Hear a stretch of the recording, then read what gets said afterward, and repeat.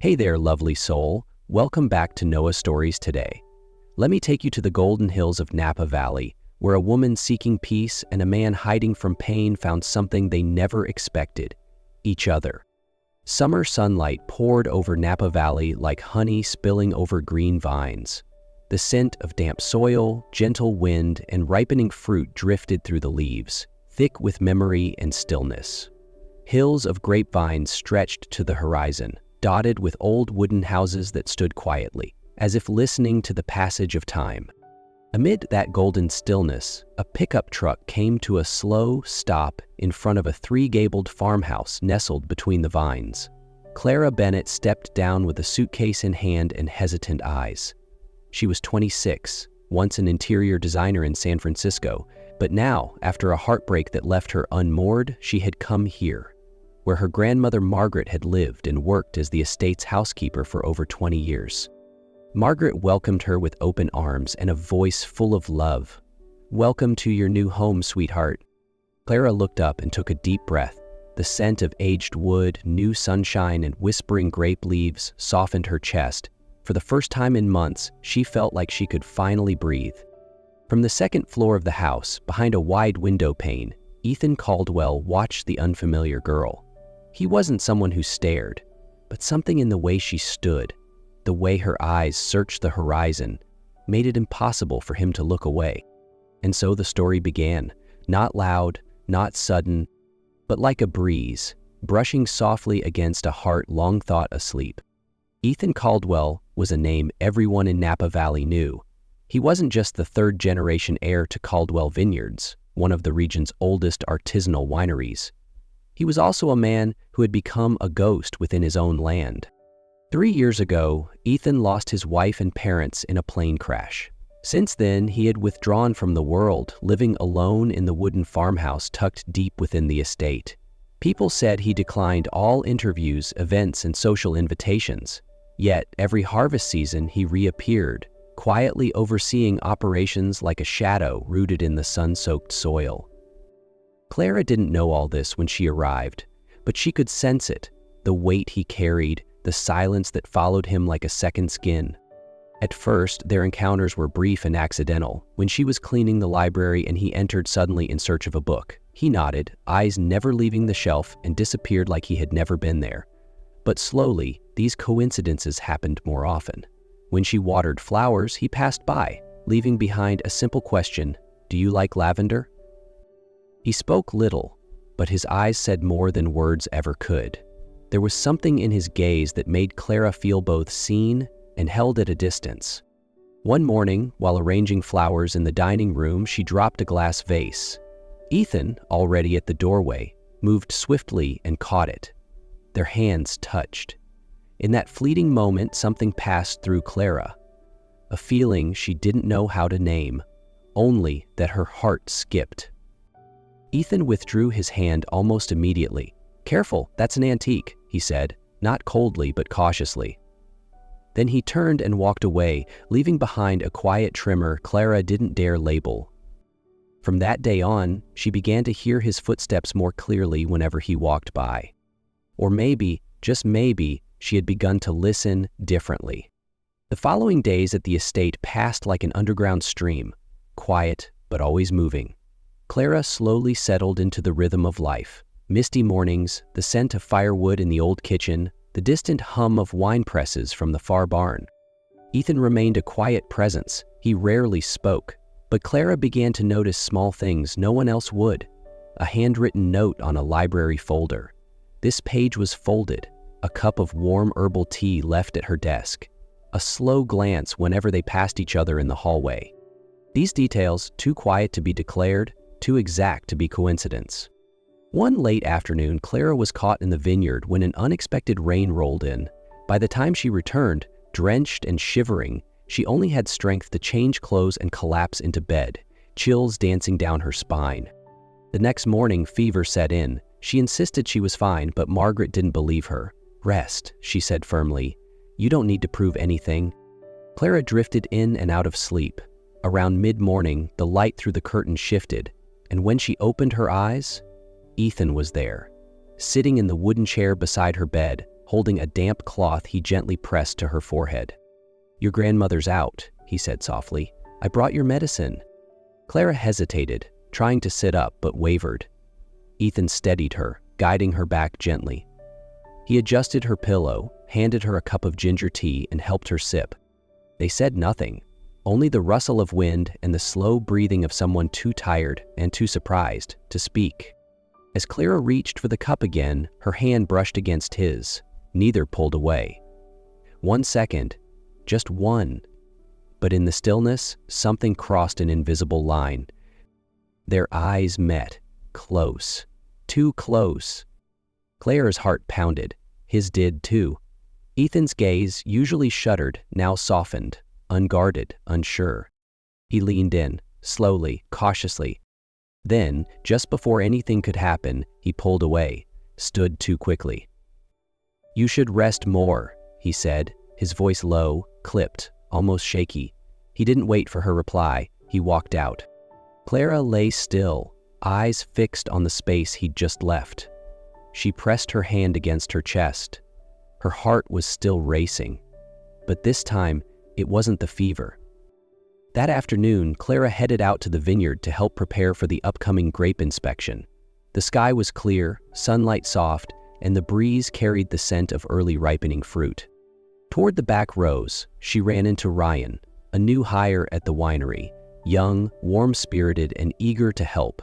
He showed her how to check clusters for optimal ripeness, and they shared a few laughs as he gently untangled a vine that had caught in her hair. Their laughter echoed just as Ethan turned into the vineyard path. He froze. His eyes locked onto the two figures ahead. The space between them was narrow, but to Ethan it felt vast and consuming. His jaw clenched as he watched Ryan lean in to brush a strand of vine from Clara's hair. A feeling rose in his chest. Strange, burning, uninvited, jealousy. Without a word, he strode forward. "Ryan," his voice was sharp, cold as steel. "I believe the fermentation room is still waiting on inspections." Ryan startled. "Yes, sir, I'm sure Ms. Bennett can manage on her own." Ethan's tone left no room for debate.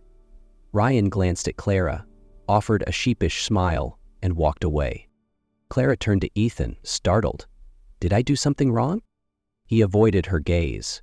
"I don't believe distracting employees is part of your duties." The words hit her like a slap. Her face paled. "We were just talking. He was helping me." "He seemed very eager to assist," Ethan replied flatly, his eyes void of warmth, as if forcing himself to wound. "You don't get to talk to me that way." Her voice trembled, but her stare was unwavering. "I don't know what you think this is, but I'm not here to be the target of your moods." She turned, walking away between the vines without once looking back. Ethan remained frozen, that crushing hollowness rising in his chest again. The one he thought he'd left behind. He had just pushed away the only light that had dared enter his darkness. That morning, Clara left the estate without a plan. She didn't need a reason, just space, a place without cold stares or words that cut too deep. She remembered Margaret once mentioning a small waterfall hidden deep within the woods behind the vineyard. Guided only by a simple hand-drawn map, Clara followed the narrow trail, her shoes muddy, a light scarf looped loosely around her neck. When she arrived, her breath caught. A gentle waterfall spilled like silk down a mossy wall, mist softening the air around it. Tall trees curved overhead into a natural arch, and sunlight filtered through the leaves, dancing on the surface of the clear pool below. It felt like a world untouched, set apart from anything that could hurt. She sat at the water's edge, slipped off her shoes, and dipped her feet into the cool stream. Wind played through her hair, carrying away the weight she hadn't known how to put down. Then, a sound behind her. Footsteps on dry leaves. She turned. "Ethan!" Both of them froze, surprised. Neither had expected this meeting.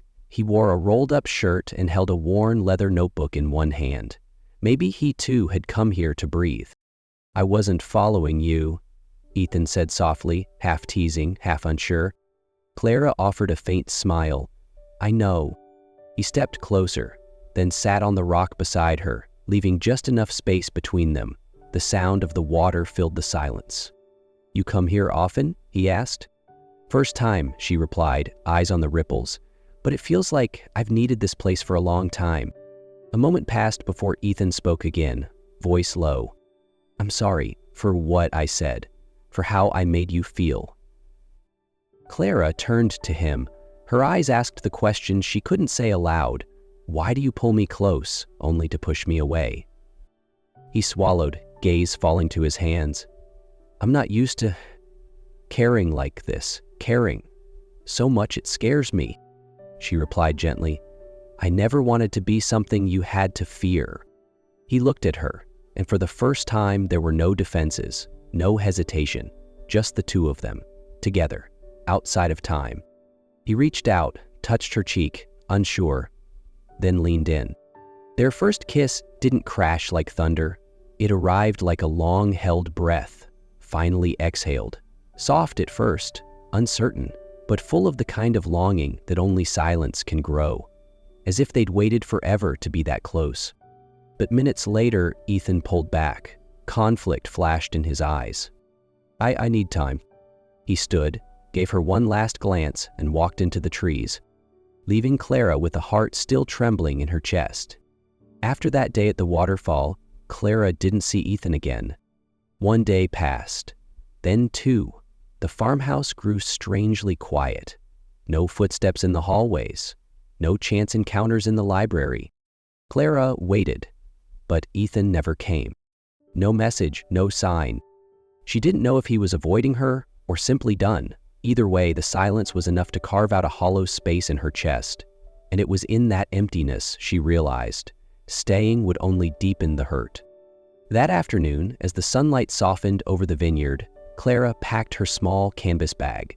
She didn't need much, just a few clothes, her notebook, the scarf from San Francisco, and the lavender perfume Margaret had gifted her. "You're really leaving?" Margaret asked quietly, voice trembling. Clara nodded. "I've stayed long enough to know when I'm no longer needed." The older woman didn't argue. She only hugged her tightly. Clara stepped out of the gray wooden house, the place where something had once begun to bloom. She pulled her suitcase behind her along the pebbled path, wildflowers brushing against her ankles with every step. Each footfall echoed like a heartbeat unraveling. At that exact moment, a silver car turned into the estate's driveway. Ethan stepped out, wind catching the tousled strands around his forehead. He looked tired, but there was urgency in his eyes, as if he had been racing time to make it back. He had just returned from San Francisco, where he'd gone to seek counsel from his aunt, the only person who might understand the grief that had shaped him. He barely reached the front porch when Margaret emerged, her face stricken. "She's gone," she whispered, eyes glassy. Ethan froze. "She left through the back gate, not even 5 minutes ago," she added, placing a gentle hand on his arm. Without a word, Ethan turned and ran. His shoes hit the earth hard, echoing down the rows of vines and trees. Up ahead, Clara neared the small roadside bus stop. The bus hadn't arrived, but she wasn't sure she had the strength to turn back, even if someone called her name. And then, "Claire, don't go." His voice cracked, raw and hoarse, like it had clawed its way out of a chest that had forgotten how to speak. She froze, hand still gripping the suitcase handle. The evening sun cast a warm glow over her hair, and in that second, Ethan felt like she was already slipping into a world he no longer belonged to. He rushed forward, almost stumbling, yanking the suitcase from her hand. It rolled away, forgotten. "Please, don't leave this place. Not before I get to say it," he said breathlessly, eyes locked on hers. Clara didn't move, but her eyes brimmed with pain, the kind that warned him, one wrong word and she'd be gone forever. His hands trembled. He had never felt so fragile. 3 years ago, he began, each word feeling like it was being torn from him. "My wife died in a plane crash. She called me 5 minutes before takeoff. She said, 'I love you.' And I didn't say it back." He let out a bitter, broken laugh. "Since then, I've been a ghost, working, breathing, but not really living. I told myself if I didn't love again, I'd never have to lose again." Clara's tears fell, silent and endless. "Then you came," Ethan said, stepping closer, "and every day, you reminded me what warmth felt like, what life could be, and that terrified me." He reached for her hand, barely touching it, like she might shatter. "I was scared that if I loved again and lost again, I wouldn't survive it this time." She choked on a sob. "So you chose silence?" "I chose wrong," he whispered. His eyes held a desperate kind of fire, a hunger to hold, but also a fear of what it would cost. He cupped her face gently, his thumb catching a tear on her cheek. "I love you, Clara." The words trembled in the air, fragile as breath. "I love you so much, and for the first time in 3 years, I actually want to live again." She broke down. Then she launched into his arms, strong, desperate, like she'd waited her whole life for that embrace. Ethan held her tight, no more hiding, no more fear. Just two people, once shattered, finding each other before it was too late. Clara stayed. No grand declarations, no dramatic promises. The next morning, Clara was there, in the kitchen, barefoot and humming softly as she poured tea for Margaret. A beam of morning light caught her hair, and in that instant, Ethan knew she wasn't leaving anymore. Ethan walked in, his eyes found her, and suddenly, the world felt right again. From that moment on, their days flowed like a slow river, peaceful, tender, and deep. They didn't speak much about the past anymore. Every shared meal, every quiet walk through the vineyard, every gentle touch, those were the ways they healed each other. The pain didn't disappear, but it softened, dissolved into the quiet joy of being together. One golden evening, as the sun spilled honeyed light across the vines, Ethan asked her to close her eyes. He led her through the rows of ripening grapes until they reached a clearing, the very spot where their eyes had first met. Clara opened her eyes. Among the rustling leaves stood a small wooden table, lavender blooms resting beside 2 glasses of wine, and just below it, Ethan knelt down. He didn't need many words, just one question. "Will you walk with me until the last harvest?" She nodded, tears falling, not from sorrow, but from joy too full to hold. In that moment, Clara knew she wasn't saying yes to a man or a vineyard, but to the life that had waited quietly for her all along.